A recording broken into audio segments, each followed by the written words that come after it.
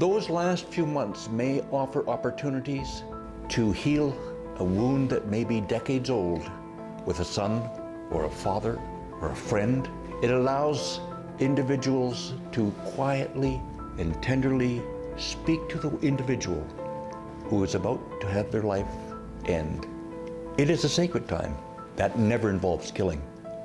So if a person feels that by his condition that is deteriorating, by his suffering, by his physical disability or his mental disability, he will become a burden for his loved ones, and that out of consideration for them, out of love for them, he might consider euthanasia, I would say you withhold the most precious thing from them. The most precious thing. That is not just that they see your face, but you allow them to grow in a way that is not possible in any other way. A 72-year-old patient was suffering breast cancer, and indeed she had been treated for several years and the therapy was not so efficient anymore. So I went to see her, I took half an hour to talk to her, to listen to her, and I asked her, why are you asking for euthanasia?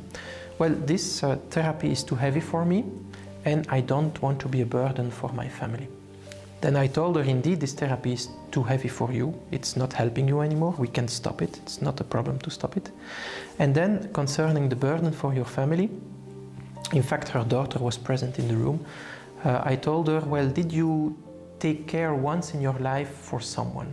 And she said, yes, my father was sick during 5 years and I took care of him at home when he was ill during that period. And then when he died, my mother became ill and I took care of her during 6 months.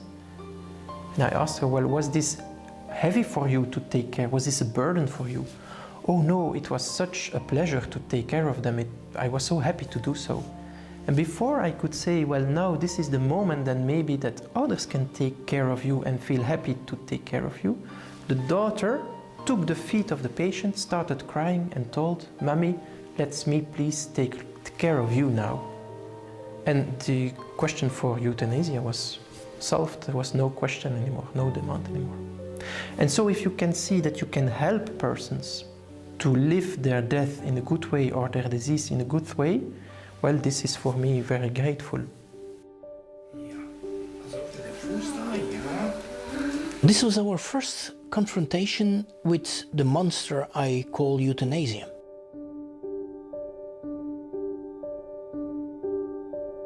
We were walking with our child in a wheelchair, doing walks, and we would have people that we do not know, which are completely strangers to us. And they would come towards us and they would ask us, why don't you have euthanasia with that child? And my daughter, who was 13 at the time, she said, they do not have the right to say that. She was very angry, but she was right.